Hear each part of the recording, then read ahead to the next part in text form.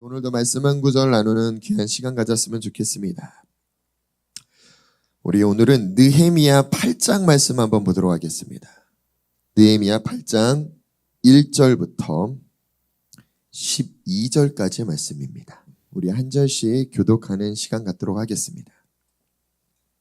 이스라엘 자손이 자기들의 성읍에 거주하였더니 일곱째 달에 이르러 모든 백성이 일제히 수문 앞 광장에 모여 학사 에스라에게 여호와께서 이스라엘에게 명령하신 모세의 율법 책을 가져오기를 청하매 일곱째 날 초하루에 제사장 에스라가 율법책을 가지고 회중 앞 곧 남자나 여자나 알아들을 만한 모든 사람 앞에 이르러 수문 앞 광장에서 새벽부터 정오까지 남자나 여자나 알아들을 만한 모든 사람 앞에서 읽음에 뭇 백성이 그 율법 책에 귀를 기울였는데 그때 학사 에스라가 특별히 지은 나무 강단에 서고 그의 곁 오른쪽에 선 자는 마띠냐와 스마와 아나야와 우리야와 힐기야 마세야요 그의 왼쪽에 선 자는 부다야와 미사엘과 말기야와 하숨과 하스바나니 스가랴와 무스를 함이니라. 에스라가 모든 백성 위에 서서 그들 목전에 책을 펴니 책을 펼 때 모든 백성이 일어서니라.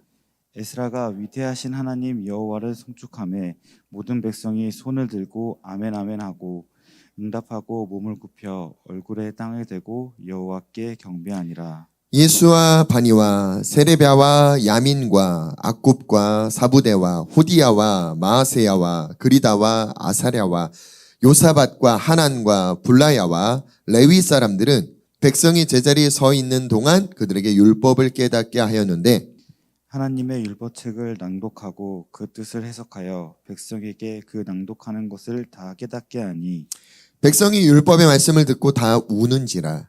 총독 느헤미야와 제사장 겸 학사 에스라와 백성을 가르치는 레위 사람들이 모든 백성에게 이르기를 오늘은 너희 하나님 여호와의 성일이니 슬퍼하지 말며 울지 말라 하고 느헤미야가 또 그들에게 이르기를 너희는 가서 살진 것을 먹고 단 것을 마시되 준비하지 못한 자에게 나누라. 이 날은 우리의 주의 성일이니 근심하지 말라. 여호와로 인하여 기뻐하는 것이 너희의 힘이니라 하고 레위 사람들도 모든 백성을 정숙하게 하여 이르기를 오늘은 성일이니 마땅히 조용하고 근심하지 말라 하니 우리 다 같이 합독하겠습니다. 시작. 모든 백성이 곧 가서 먹고 마시며 나누어 주고 크게 즐거워하니 이는 그들이 그 읽어 들려준 말을 밝히 알미라. 아멘. 우리 계속 몇 주간 나눴던 말씀들을 쭉 한번 되짚어서 기억하시는 좀 시간들이 되셨으면 좋겠어요. 우리가 하박국 말씀을 나누고 또 예레미야 말씀을 나누고 이 말씀들을 통해서 그 말씀 안에 담겨져 있는 어떤 시대적 배경들을 들여다보면서 이스라엘 백성들은 어떤 여정을 걸어왔던 것 같아요. 그 여정들을 잘 들여다보시면은 분명히 하나님의 은혜 가운데 하나님의 그 약속의 땅에서 축복을 누리면서 살았던 이스라엘 백성들이 어느덧 하나님 없는 삶을 스스로 선택하기 시작하고 하나님 없이도 자기들이 원하는 걸 붙들고 그 안에서 만족하고 그 안에서 기뻐하며 마치 자기의 힘을 신을 섬기듯 나의 힘, 나의 방법, 나의 뜻, 내 모든 것들을 믿으며 그걸 붙들고 살아가는 삶을 살아왔어요. 그 삶 가운데 하나님은 마음이 아프셨던 것 같아요. 그리고 그들이 돌이키고 깨닫기를 원하셨던 것 같아요. 그러면서 끊임없이 하나님의 선지자들을, 하나님의 제사장들을 그들에게 보내시면서 말씀을 하셨음에도 불구하고 하나님으로부터 보냄을 받은 선지자의 말엔 귀 기울이지 않고 오히려 거짓 예언을 하고 권력을 탐하는 그 제사장들 말에 귀 기울이며 그 말에 동의하며 그 삶을 만족하고 사는 그들의 삶 가운데 하나님이 결정하시더라고요. 하박국의 기도에 하나님이 결정하셨잖아요. 이제 내가 갈대아 사람을 일으킬 거야. 그 갈대아 사람을 일으킴으로 말미암아 이스라엘이 어떻게 멸망한다고요? 북이스라엘은 BC 722년에 멸망했다면 우리 지난주에는 남유다가 4번에 걸쳐서 멸망을 당한다라고 설명을 드렸죠. 그 연도는 성경을 계속 들여다볼 때마다 반복적으로 등장하니까 가능하다면 외웠으면 좋겠다라고 말씀드렸을 거예요. 첫 번째 그 다니엘서에 등장하는 느부갓네살이 처음 침범했을 때 BC 605년이라고 말씀드렸을 거예요. 그때는 다니엘과 지식 있고 뭔가 경제적으로 힘 있는 자들을 잡아갔다면 이래도 이스라엘이 무너지지 않아요. 그 다음에 BC 597년에 두 번째 다시 침략해요. 다시 침략했을 때는 누굴 데려가요? 왕과 선지자들을요. 왕을 잡았기 때문에 이제 이스라엘이 망했다라고 생각했는데 멸망하지 않아요. 하나님은 끝나지 않았대요. 언제 하나님이 이제 남유다가 끝났다라고 표현합니까? BC 586년인 성전이 멸망하는 사건 가운데 이제 끝났다라고 표현했죠. 그리고 BC 582년에 그 남은 숨어있는 사람들을 각각 애굽이든 바벨론이든 주변 나라들로 포로로 끌려가는 일들이 그들의 삶 가운데 펼쳐지기 시작했어요. 그 중에서 어떤 예언자들은 선지자들은 어떤 예언을 했다고요? 2년이면 다시 돌아갈 수 있어. 아니 하나님 금방 우리를 회복시킬 거야. 헛된 기대와 헛된 소망을 품는다고요. 하나님이 예레미야를 통해 어떤 말씀을 예언합니까? 70년이 차면. 그럼 이 70년이라는 시간을 하나님은 왜 주셨을까? 하나님 관점으로 들여다보셔야 돼요. 이스라엘 백성들은요, 이 70년이라는 숫자를 기억하고 싶지 않았어요. 그러니까 2년 만에 회복될 걸 기대하고 그들은 끊임없이 멸망한 그 예루살렘 성전, 성벽을 끊임없이 재건하려고 노력하고 그들이 숨어서 다시 모여서 또 재건하려면 실패하고 또 성벽을 쌓으려면 실패하고 이게 반복적으로 몇 년간 이루어지느냐? 70년 동안요. 이 70년 동안 하나님은 그 안에서라도 이스라엘 백성들이 깨닫길 원했고 바벨론으로 포로로 끌려갔음에도 불구하고 그 안에서 왜 내가 주었던 거, 왜 하나님으로부터 받았던 은혜, 그 긍휼을 내가 잊었는가 돌이키고 깨닫고 그들이 다시 하나님을 찾으면, 전심으로 하나님을 찾으면 하나님이 어떤 약속을 했어요? 만나 주겠다라는 거예요. 할렐루야, 할렐루야. 이 약속을, 말씀을 붙잡고 이스라엘 백성들은 회복됐어야 되는데 잘못된 기대를 붙들더라고요. 이 70년의 시간은 계속 지나가요. 그리고 마침내 하나님이 말씀하신 이 70년이라는 시간이 딱 차니까요. 그 70년 안에 하나님이 어떤 걸 명해요? 너 거기서 밭을 일고, 너 거기서 아들 딸을 낳아, 너 거기서 아들 딸에게 그 다음 미래를 계속 건설해. 하나님의 말씀을 들을 때는 마치 소망이 없는 것 같아요. 절망인 것 같아요. 근데 예레미야 29장 11절은 명확하게 뭐라고 표현합니까? 너희를 향한 내 생각, 내가 제일 잘 알잖아. 재앙이 아니야, 소망이야 라고 선포해 주시더라고요.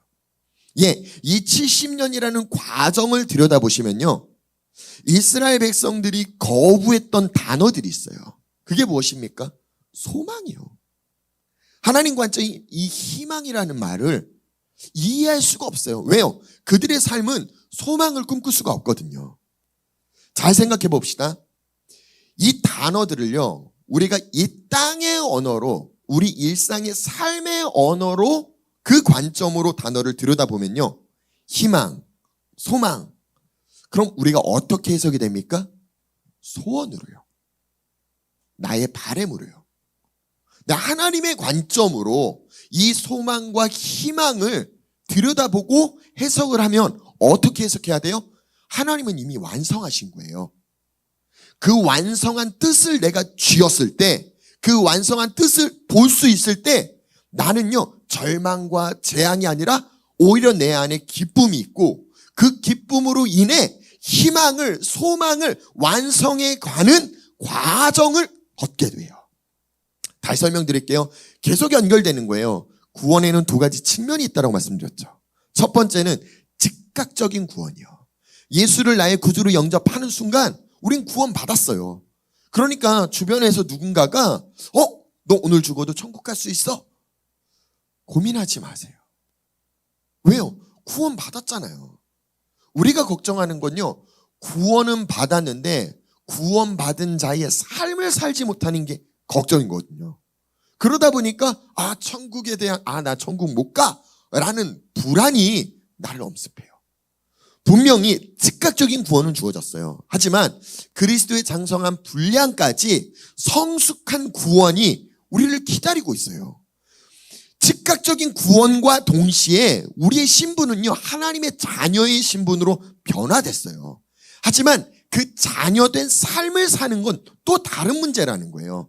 그건 나의 삶 가운데 이제 신분의 변화가 필요한 게 아니라 그 신분에 맞는 삶을 익숙하게 살아내는 여정을 걸으셔야 돼요. 이 여정을 걷는다는 건요, 매일매일 내가 마치 성경은요, 우리를요, 입양했다라고 하잖아요. 양자라고 표현을 하잖아요.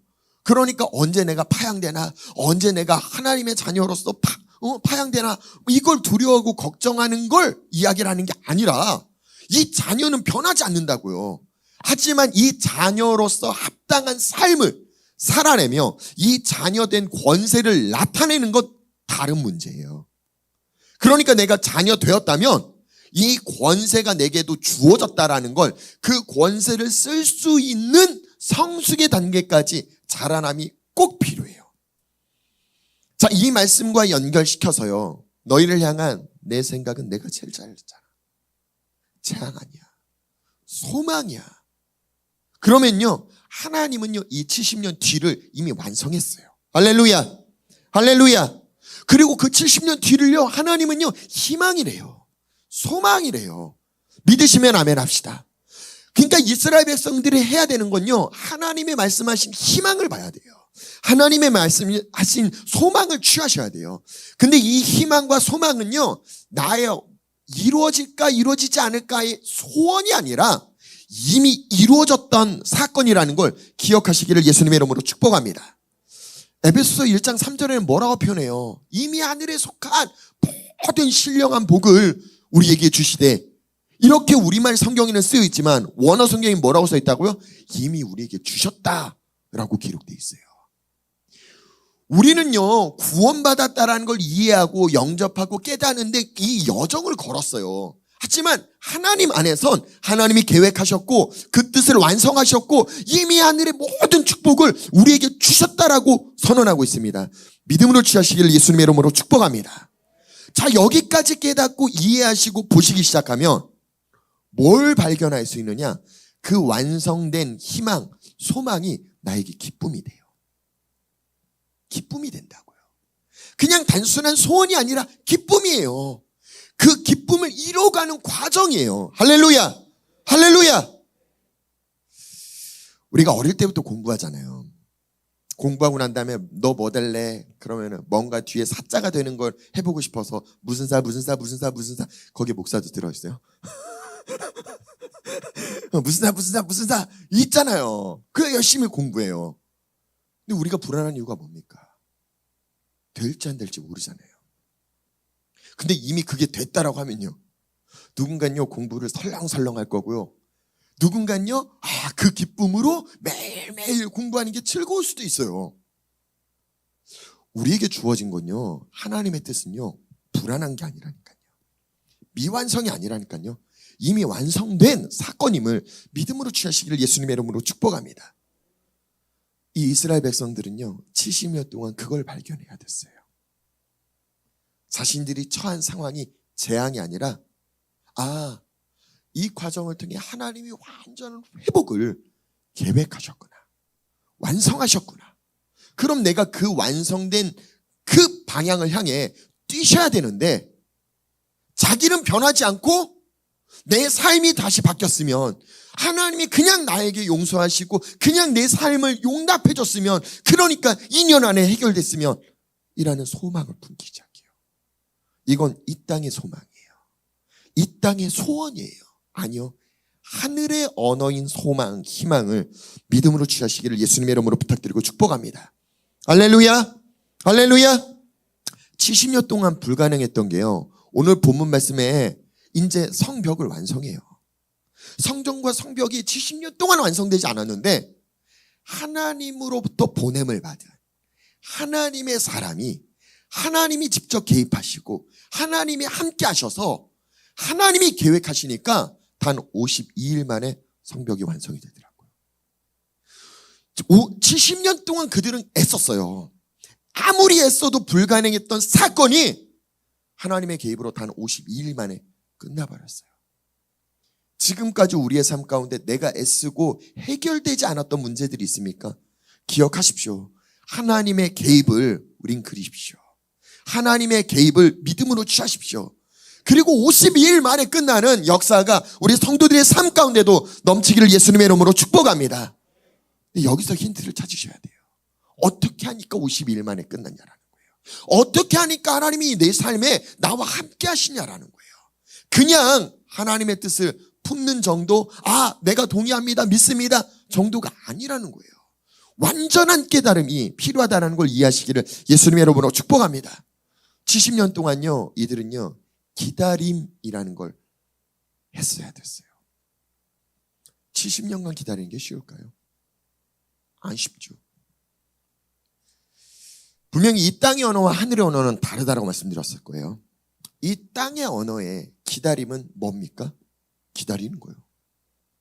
올 때까지 기다리는 거예요. 하늘의 언어의 기다림은요, 달라요. 그냥 수동적인 자세가 아니에요. 굉장히 능동적인 언어예요. 무슨 이야기냐? 요즘에는 집에서 핸드폰만 있으면은 집 앞에까지 물건을 배달해 주잖아요. 너무나 좋은 시대에 살고 계세요. 내가 너무나 사고 싶었던 물건 사보신 적 있으세요? 그거 살 때 주문하고 올 때까지 그냥 기다리시죠? 그럼 뭐예요? 진짜 너무 원했던 건요, 제가 기계를 좋아해요. 장비, 이런 음향 장비를 너무 좋아해요. 그래갖고 이런 걸 구매를 하면은 저는 국내에서 구매를 안 하거든요. 해외 배송을 구매를 하다 보니까, 왜냐하면 해외 직구는 훨씬 더 싸요.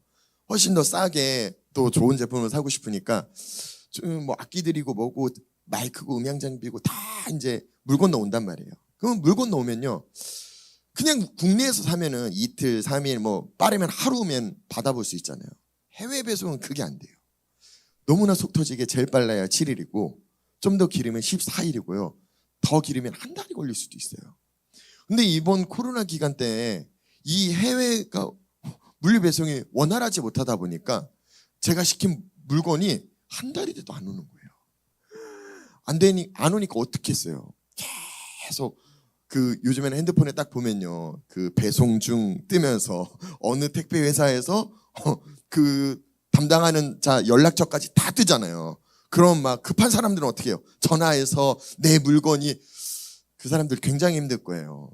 나는 한 명이지만 수많은 사람들이 내 물건을 물어보면 그 물건을 다 아는 것도 아닌데 엄청 내가 원하니까 계속 물어요.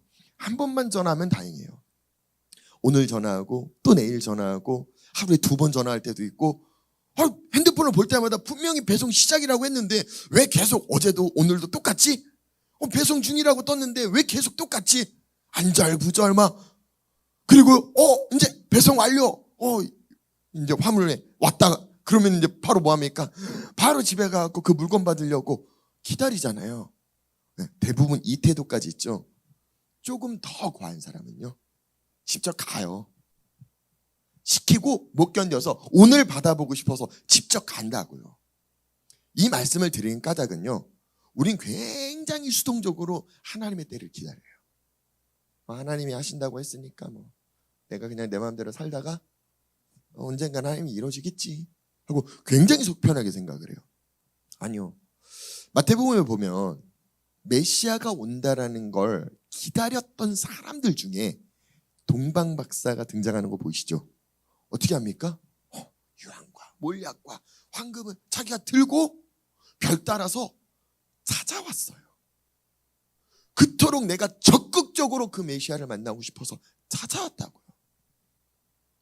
우리에게 70년 동안 70년 차니까 하고 기다리는 게 아니라 하나님이 왜 70년이라고 했을까 궁금하셔야 돼요. 그리고 이 70년 동안 하나님은 내가 뭘 깨닫길 원했을까 발견하셔야 돼요. 하나님과 나와 약간 보물찾기처럼 이 게임을 하셔야 돼요.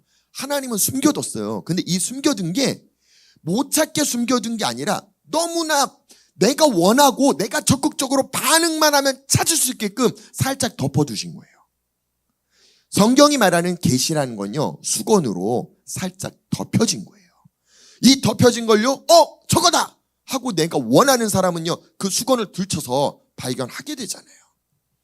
모세가 시내산에서 내려올 때 그 영광의 빛으로, 그 계시가 충만한 빛으로 너무 빛이 비춰졌을 때 어떻게 합니까? 수건으로 덮어버렸잖아요. 살짝 가려진 거라고요. 이 기다리는 시간 어떻게 기다리시겠습니까? 아, 맞아. 목사님 70년이라고 했으니까, 이때라고 했으니까, 지금이 하나님 때라고 했으니까. 예, 누군가는 그렇게 기다리시는 분이 있는가 하면, 누군가는 이때니까 내가 이때를 절대 놓치면 안 돼 하고 목숨을 걸고 기도하시는 분이 있을 거예요. 누군가는 적극적으로 하나님 묻고 듣고 찾고 간절히 원하는 마음을 지닌 사람이 있을 거라고요. 매일매일 우리가 이 마음이 더해지기를 예수님의 이름으로 부탁드리고 축복합니다. 이 기다리는 시간요, 절대로 쉽지 않아요. 그러니까 이전에도 말씀드렸던 야고보서 1장에 등장하는 인내를 온전히 이루라, 이 말씀들을 들여다보시면요, 이 인내를 통해 우리가 온전해진대요. 이 인내를, 내가 인내의 과정을 거치면서 하나님이 원하는 온전한 모습으로 내가 세워진대요. 우리 말씀 한번 찾아봅시다. 야고보서 1장 2절부터 제가 읽어드릴게요. 내 형제들아, 너희가 여러 가지 시험을 당하거든. 여기서 말하는 시험은 내가 어찌할 수 없는 외적으로 나타나는 현상이에요. 그게 고난일 수 있고 고통일 수도 있어요. 근데 그 상황 가운데 뭐라고 표현해요? 온전히 기쁘게 여기래요. 이 온전히 기쁘게 여기는 건 어떤 사람이 가능하다고요? 하나님이 말씀하신 너희를 향한 내 생각을 내가 하나니 재앙이 아니야, 소망이야, 희망이야. 이걸 깨달은 자는 기뻐할 수 있어요. 온전히요. 내 형편과 사정과 지금 내가 펼쳐지는 어떤 문제를 초월할 수 있는 그 눈이 열리기 시작한다고요. 3절 봅시다. 자, 그 상황 가운데 그 눈이 열려서 너희 믿음의 시련이, 여기서 말하는 시련은 내가 어찌해 볼 수 없는 외적인 시험이 아니다라고 말씀드렸을 거예요. 어떤 시험이라고요? 내 안의 마음. 내가 다스려야 할 내 마음이요. 내 마음 안에 하나님 말씀을 믿을 건지 믿지 않을 건지, 내 방법대로 할 건지 하나님의 때를 기다릴 건지 계속 내 안에서 싸우잖아요. 이 믿음의 시련이 이 과정을 통해 뭘 만든대요? 인내를 만들어내는 줄 너희가 알아야 돼. 하나님 말씀을 붙들었어요. 그 말씀으로 싸우고 있어요. 싸우다 보면 내 안에서 만들어지는 게 인내라는 거예요. 근데 이 인내가 만들어져야 되는 이유는 4절 봅시다. 이 인내를 온전히 이루래요. 그러니까 온전히 만들어져야 된다는 거예요. 인내라는 게. 그게 무엇입니까? 이는 너희로 온전하고 구비하여. 그 뒤에는 우리 성도들 읽어주세요. 시작. 조금도 부족함 없이 없게 함이라. 다시 한번 시작. 조금도 부족함이 없게 하려 함이라. 한 번만 더 시작. 조금도 부족함이 없게 하려 함이라. 자, 여기서 발견하셔야 되는 건 하나님은 우리를 조금도 부족함이 없는 삶을 계획하셨어요. 믿으시면 아멘 합시다. 믿으시면 아멘 합시다. 그럼 이 삶을 살아내는, 완성되는 과정 가운데 우린 계속 어떤 여정들이 있어요? 절망 같아요. 재앙 같아요. 환난 같아요. 근데 거기서 소망을 품는 거예요. 희망을 품는 거예요. 그 과정 안에 기다리는 거예요. 근데 능동적으로, 적극적으로 내가 갈망하는 마음으로 이 시간을 기다리고 이 때를 취하면서 하나님 뜻을 발견하는 거예요. 그러면서 그 말씀을 붙잡고 하나님 뜻을 붙잡고 내 안에서 끊임없이 말씀을 놓고 싶어요. 하나님 뜻을 놓고 싶어요. 당장 내 맘대로 하고 싶은 내 마음을 통제하며 내 마음을 다스리며 내 안에서 인내를 만든다고요. 이 인내가 온전히 만들어지면 조금도 부족함이 없는 모습, 성숙의 단계로 자라난다라고 성경은 표현하더라고요. 이 이스라엘 백성들은 이 70년이 그 시간이었어요. 오늘 본문을 잘 들여다보시면요, 느헤미야만 등장하는 게 아니라 총독 느헤미야와 또한 제사장 겸 학사인 에스라가 등장해요. 자, 이렇게 성경을 짝을 지어서 보시는 거예요. 하박국을 보실 때 예레미야가 같은 시대라고 말씀드렸죠? 지금 이 느헤미야를 보시면요, 에스라와 같은 시대인 거예요.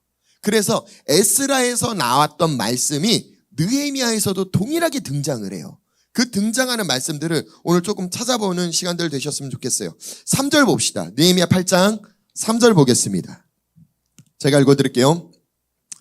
수문 앞 광장에서 이제 성벽을 지었어요. 그리고 그 앞에서 시간이 나오죠. 새벽부터 정오까지 남자나 여자나 알아들을 만한 모든 사람 앞에서 읽음에 뭇 백성이 그 율법책에 귀를 기울였는데, 이 정도씩 한 타임당 예배 시간이 주어진다라고 생각하시면 어떨까요? 새벽부터 정오까지는 대략 대여섯 시간은 한 타임 예배 시간인 거예요. 아우, 바빠 죽겠는데 그렇게 예배를 어떻게 드려요? 잘 보세요. 왜 이스라엘 백성들은 이 시간에 남자나 여자나 더 정확하게 애나 어린이나 할 것 없이 다 알아들을 만한 사람들은 다 튀어나왔어요. 그리고 그 앞에 다 서 있어요.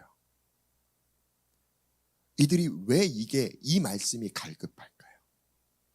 왜 이 말씀이 목마를까요? 그걸 생각하셔야 돼요. 이들은 70년 동안 그걸 발견한 거예요.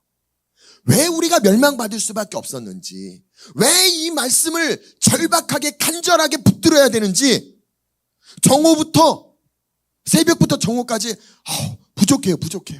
더 알고 싶어요. 더요. 이 귀한 마음이 우리 성도들 안에 자라나기를 예수님의 이름으로 부탁드리고 축복합니다. 아멘이 작네요. 할렐루야! 이건 발견한 사람만 이 마음을 취할 수 있어요. 오늘 제가 추수감사 그것에 맞게 감사에 대한 어떤 메시지를 준비하고 기도하고 있는 가운데, 이 흐름 가운데 하나님이 이 말씀을 주신 이유를 결론에 말씀드리겠지만 이유가 있어요. 그냥 이 말씀이 주어진 게 아닌 걸 우리 성도들 깊이 뼈에 새기듯 이 말씀을 취해 주시기를 예수님의 이름으로 부탁드리고 축복합니다. 자, 4절 보니까요, 그때 학사 에스라가 특별히 지은 나무 강단에 서고, 4절에는요 이렇게 표현되어 있어요. 오른쪽에 선자, 왼쪽에 선자 하면서 사람들의 이름을 나열해요. 레위인들의 이름들을 나열해요. 왜 이들의 이름을 나열하느냐? 이들은요 이걸 발견한 거예요. 깨달은 거예요. 그래서 학사 에스라가 지금 말씀을 선포하는 여기에 전적으로 동의하는 사람들이 이 양옆으로 쓴 거라고요. 이렇게 하고 말씀 좀 할까요? 양옆에 쓴 걸로. 이 시즌 하나님이 왜 우리에게 동의라는 단어를 자꾸 반복적으로 이야기를 하는지를 깊이 새기기를 예수님의 이름으로 축복합니다. 5절 보겠습니다. 에스라가 모든 백성 위에 서서 그들의 목전에서 책을 폈대요. 하나님의 말씀을 폈대요. 책을 펼 때 모든 백성이 뭐라고 써 있어요? 일어섰대요. 그러니까요, 대 6시간 동안 앉아서 말씀을 듣는 게 아니라 서서 말씀을 듣는 거예요. 왜요? 동의한다라는 거예요. 왜요? 내가 적극적인 자세로 수동적인 게 아니라 능동적으로 내가 하나님 말씀을 더 원해요. 준비됐어요. 말씀하세요. 이 반응이라고요.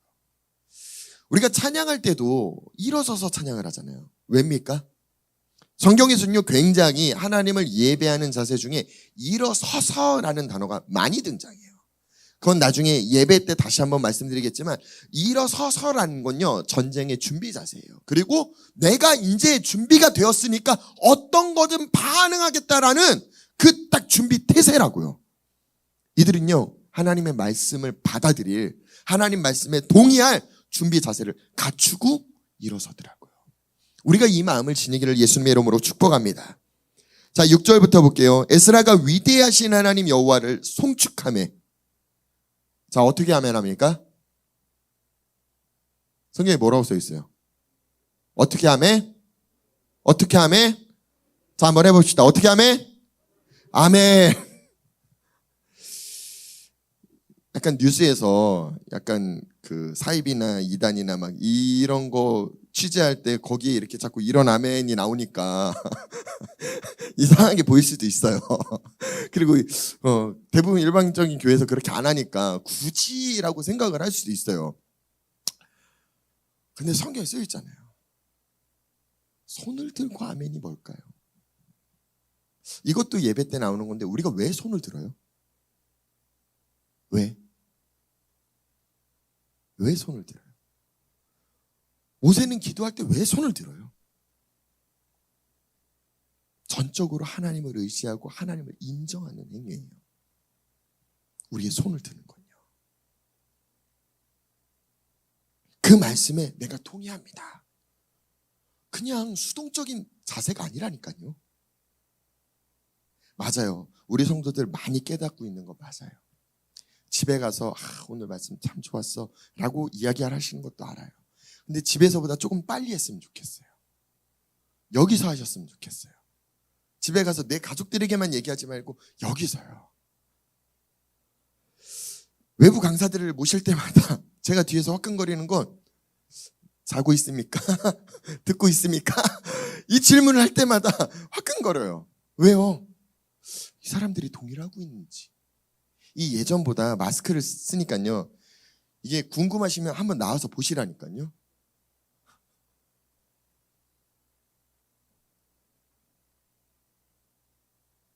이렇게 보시라니까요.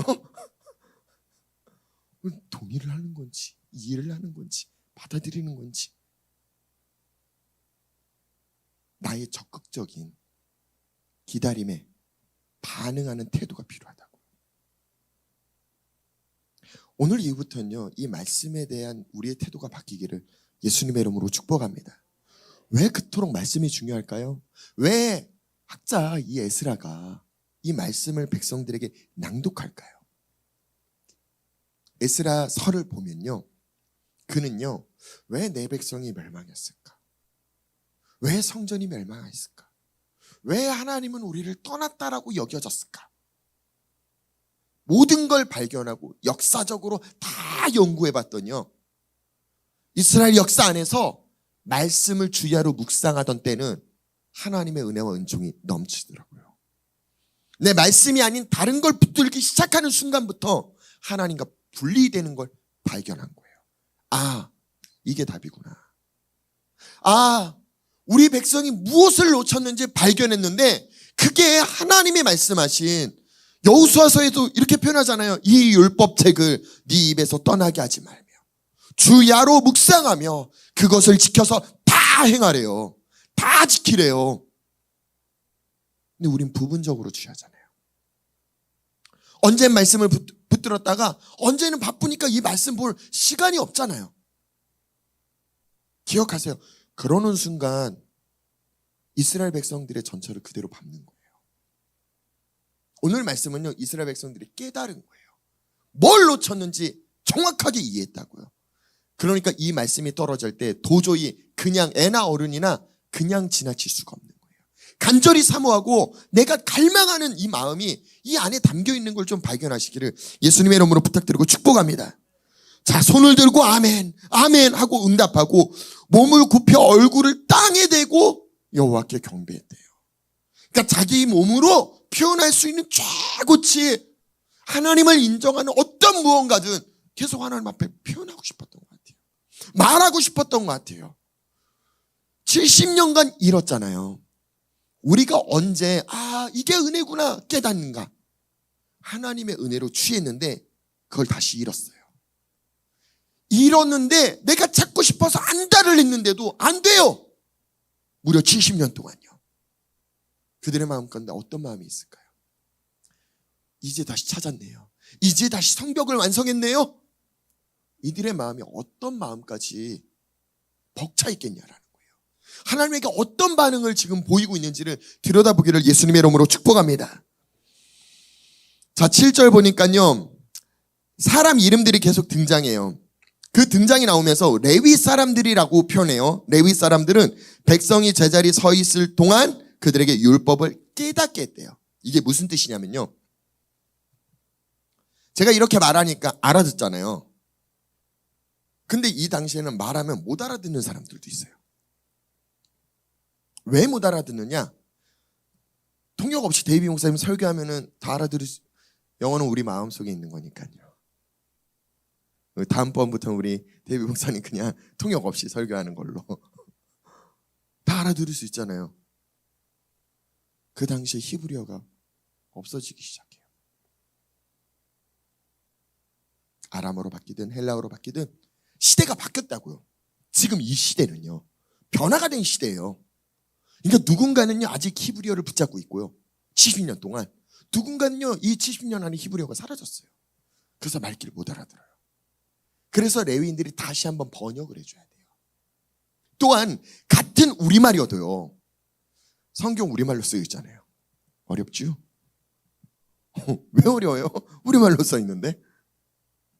그러니까 그걸 공부하고 그 말씀에 대한 계시가 있는 자들이 다시 또 우리에게 설명해 주잖아요. 레위 지파 사람들은 그 역할이에요. 하나님의 말씀을 가리키고 하나님의 말씀을 나눠주는, 그렇게 율법을 깨닫게 도와주고 있어요. 8절에요. 하나님의 율법책을 낭독하고 그 뜻을 해석하여 백성들에게 그 낭독하는 걸 다 깨닫게.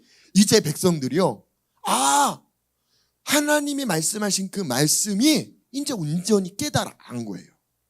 분명히 에스라에서는요, 에스라가 이 말씀을 가리키기 전에요, 자기가 먼저 연구하더라고요. 그리고 그 말씀을 자기가 먼저 준행하고 가르쳤다라고 기록되어 있어요. 무슨 뜻이냐면요, 앵무새처럼요 이 말을 그대로 옮긴다고 그 말에 힘이 있을까요? 아니요. 하나님 말은요 영적인 말이에요. 그러니까 그냥 내가 옮겼다고 똑같이 컨트롤 C, 컨트롤 V 한다고 그 말씀에 힘이 있는 게 아니라, 이 말씀을 살아낸 자, 이 말씀에 대한 계시가 주어진 건요, 내가 온전히 깨달아 아는, 성경이 말하는 안다라는 건요, 내가 경험한 거예요. 경험하고 체험하고 이 말씀이 진리다 완전히 동의한 상태가 돼야 된다고요. 그 상태에서 선포하는 건요, 성도들의 혼의 접근이 아니라 그 영을 터치하기 시작해요. 그리고 그 영이 살아나기 시작해요. 왜 누군가의 설교를 들었을 때는 누군가를 들었더니 내 마음이 불타오르고 내 안에 있는 하나님이 막 깨어나는 것 같은 경험을 하느냐? 여기에 차이점이에요. 성경을 아는 지식인들은 너무나 많아요. 하지만 그 말씀대로 준행하며 사는 사람은 많지 않아요. 하나님이 원하는 건요, 말씀을 외우는 게 아니에요. 그 말씀대로 지켜서 행하래요. 할렐루야! 할렐루야! 이 시즌이 우리에게 주어진 말씀대로 반응하는 시즌이고, 그 말씀에 동의하는 시즌이고, 그 말씀대로 사는 시즌임을 믿음으로 취하시기를 예수님의 이름으로 축복합니다. 자, 그렇게 말씀이 선포되니까요, 9절 보니까요, 백성이 율법의 말씀을 듣고 뭐라고 써 있어요? 운대요. 깨달은 거예요. 진짜 참여하고 돌이킨 거예요. 우리가 이걸 놓쳤구나. 하나님은 이미 다 말씀하셨는데, 하나님은 이미 다 경고하셨는데, 내 말을 듣고 지켜서 행하면, 내 말을 듣고 지켜서 행하지 아니하면 이미 다 말씀하셨는데, 아는데도 내가 적용하지 못했구나. 아는데도 내가 이 상황 가운데 놓여 있구나. 예레미야는 뭐라고 표현합니까? 네 악이 너를 악하게 만들었대요. 너의 죄가 너를 멸망하게 만들었대요. 하나님이 한 게 아니에요. 하나님의 말씀은 선포됐어요. 변하지 않아요. 그 말씀에 정렬되고 순종하면 하나님 뜻대로 그 모든 축복과 은혜를 누리는 거고요. 그 말씀과 분리되는 순간부터 말씀대로 그 분리된 삶에 이 땅의 어두움들이 나를 엄습하기 시작해요. 이스라엘 백성들은 듣고 깨닫고 울었어요. 우리 안에서도 이 눈물이 나기를 예수님의 이름으로 축복합니다. 우리 이 여정을 걸어오고 있잖아요. 그리고 이 여정 가운데 우리가 계속 발견하는 게 무엇입니까? 그래, 이게 답인데. 처음 듣는 이야기 듣는 거 아니잖아요. 이미 다 들어서 알고 있는 건데 다시 하나님 우리에게 두드려 주는 거잖아요. 무엇을 놓치지 말라라고 다시 두드려 주시는 거라고요. 이걸 놓치지 않기를 예수님의 이름으로 축복합니다. 총독 느헤미야와 제사장 겸 학사 에스라와 백성을 가르치는 레위 사람들이 모든 백성에게 이르기를 이렇게 표현해요. 오늘은 너희 하나님 여호와의 성일이야. 말씀이 선포됐고요. 그 말씀에 백성들이 정렬되는 순간 성일이래요. 거룩한 날이래요. 다시 표현할게요. 성경이 말하는 안식일이 뭐예요? 하나님과 우리가 하나 된 상태예요. 하나님 있는 곳에 우리도 거하는 상태예요. 이 날은 슬퍼하는 게 아니래요. 이 날은 기뻐하는 거래요. 오늘 이전보다 그 어느 날보다 우리 안에 이 기쁨이 차고 넘치기를 예수님의 이름으로 부탁드리고 축복합니다. 10절에 보니까요, 느헤미야가 또 그들에게 이르기를 너희는 가서 살찐 것을 먹고 단 것을 마시되. 오늘 이따 점심시간에 살찌시기를 축복합니다. 단 게 있는지 모르겠지만 어쨌든 달게 드세요. 먹고 마시면서 준비하지 못한 자들에게 나누어 주래요. 같이 누리면서 같이 즐기면서 어떻게 즐기라라고 성경은 표현해. 여호와로 인해서 기뻐하는 거래요. 여호와로 인해서 기뻐하다라는 건요, 그냥 하나님으로 가득 차는 거예요. 아, 내가 주님 때문에 기뻐하네. 아, 주님 때문에 내가 이 맛있는 걸 먹네. 이 정도가 아니라 내 안에 주님으로 가득 차는 거라고요. 예수님이 이렇게 표현했잖아요. 너희가 내 안에 거해. 내가 너희 안에 거할게. 이렇게 말하는 까닭은 내 안에 있는 기쁨을 너희에게 주기 위함이래요. 그러니까요, 기쁨은요, 내 마음대로 만들어낼 수 있는 게 아니에요. 그리고 이 기쁨은요, 내 안에 있는 것도 아니에요. 이 기쁨은 오직 예수 안에만 있대요. 동의하시면 아멘 합시다. 동의하시면 아멘 합시다. 그러니까 예수님으로 충만하게 채워져야 그 예수님으로 인해서 우리가 기뻐할 수 있는 거예요. 오늘 그 예수님으로 인해 기뻐하는 여러분들 되시기를 예수님의 이름으로 축복합니다. 할렐루야! 이게 우리의 힘임을 기억하시기를 예수님의 이름으로 축복합니다. 이걸 놓치지 마셔야 돼요. 이 충만함을 놓치지 마셔야 돼요. 이 하나됨을 놓치지 마셔야 돼요.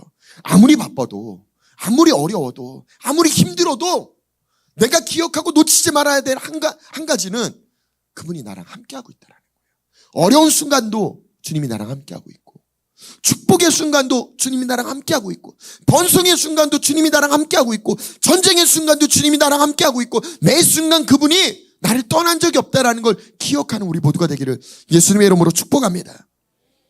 자, 이렇게 느헤미야가 에스라가 선언하니까요, 11절에 다시 레위 사람들이 모든 백성을 정숙하게 하여 다시 한번 설명해 주잖아요.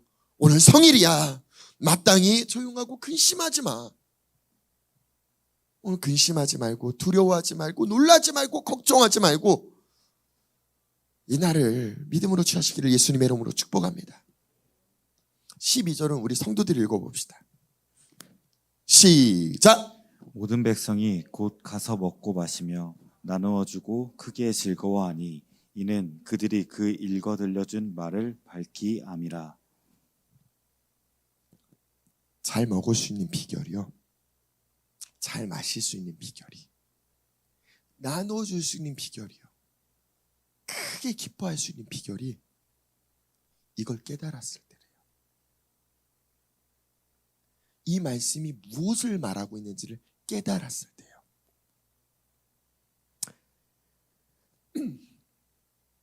하나님은요, 구원을 계획하셨어요. 그리고 그 구원을 계획하신 것 자체를 기뻐하셨다라고 성경은 표현하더라고요. 그 하나님의 구원의 계획에, 그 기쁨에 예수님이 동참하시더라고요. 어떻게요? 십자가를 참으시면서요. 예수님은 이 십자가의 과정을 거니셨어요. 마치 이스라엘 백성들이 70년의 과정을 거닌 것처럼요. 근데 그 십자가를 참을 수 있었던 이유가 성경은 이렇게 표현해요. 히브리서 12장 2절 말씀 한번 봅시다. 믿음의 주, 또 온전케 하신 이인 예수를 바라보자. 그는 그 앞에 있는 기쁨을 위하여 기쁨을 먼저 보셨다라는 거예요. 하나님의 뜻을 먼저 완성하신 뜻을 먼저 보셨다라는 거예요.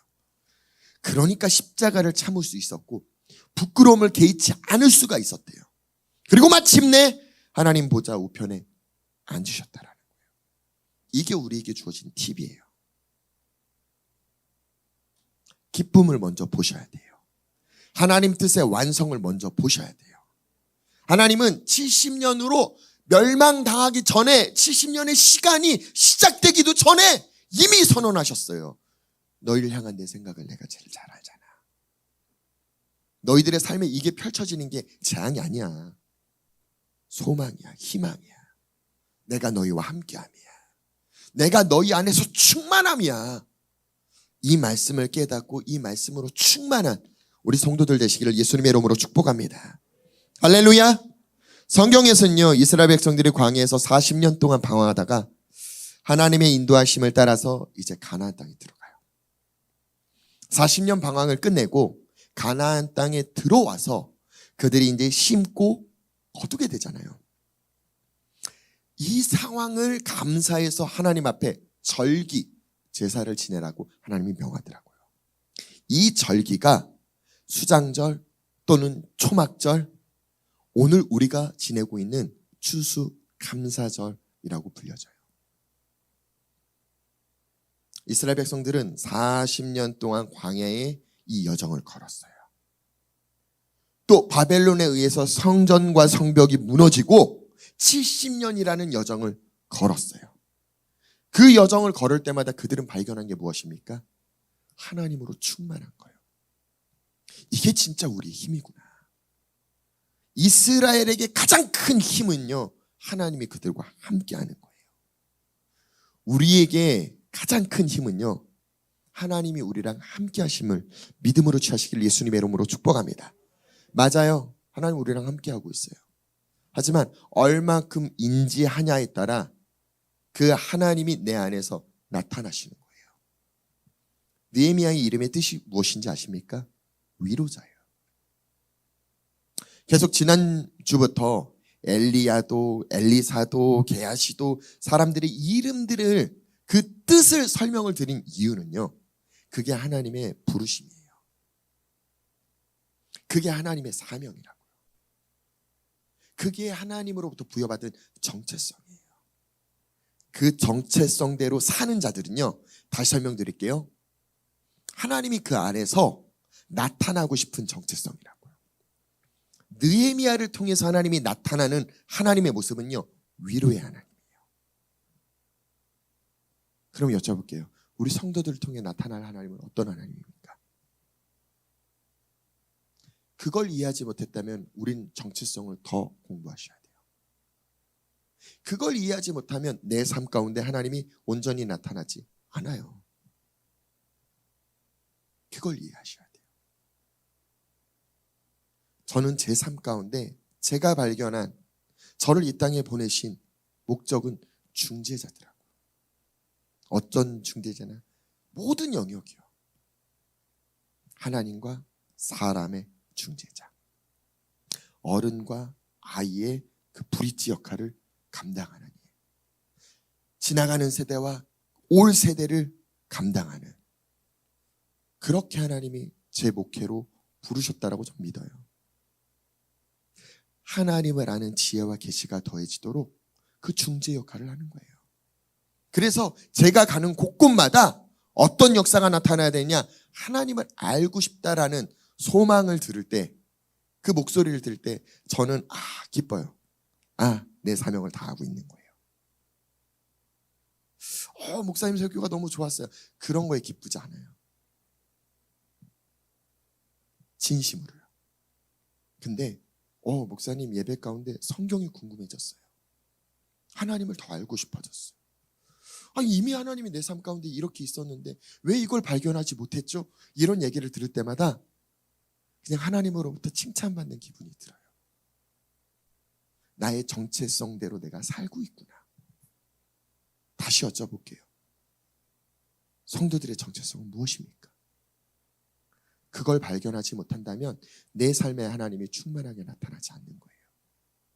내 삶에 하나님이 충만하게 나타날 때야 그때 비로소 여호와로 인해 기뻐할 수 있어요. 즐거워할 수 있어요. 감사할 수 있어요. 저는 오늘 하나님이 이 말씀을 주신 이유를 알 것 같아요. 우리 교회의 여정 안에서는요, 분명히 무언가 부셔져야 됐고, 무언가 멸망당했어야 됐고, 다시 심고 거두는 이 과정을 말씀을 통해 깨닫는 여정들이 있었어요. 그리고 각각 성도들의 마음 가운데 맞아, 하나님이 답이야. 맞아, 말씀이 다자. 맞아, 기도가 답이야. 라는 목소리가 한둘씩 나타나기 시작했어요. 하나님이 이야기해 주는 거예요. 이 시대 때도 이랬다. 그리고 이들은 울었어. 그리고 이들은 이 말씀을 놓치고 싶지 않아 했어. 너희는 오늘 우리에게 묻고 있다고. 오늘 제가 찬양 한 곡을 여러분들과 나누면서 기도하는 시간 가졌으면 좋겠어요. 다 아시는 찬양이에요. 에베네셀 하나님이라는 찬양. 기억해 봅시다. 좋은 시간도 나쁜 시간도 하나님은 오늘 이곳까지 우리를 이끄셨어요. 그리고 이끄시고 인도하신 그 하나님이 이 여정을 통해 우리에게 무엇을 교육하고 무엇을 깨닫게 하는지 발견하신 분들은 오늘 그 기쁨이 충만하기를 예수님의 이름으로 축복합니다. 발견하지 못하신 분들은 오늘 말씀을 통해 에스라도 느헤미야도 레위 사람들도 계속 백성들이 깨달아 알 수 있도록 권면하고 가르치고 나누어 주잖아요. 오늘 이 말씀을 통해 두드림을 받고 오늘 이 말씀을 통해 깨달음을 얻어서 오늘 이 말씀을 통해 말씀에 온전히 정렬되는 우리 성도들, 그 말씀 안에서 기뻐하고 그 말씀으로 인해 감사하는 우리의 삶이 예배가 되기를 예수님의 이름으로 축복합니다.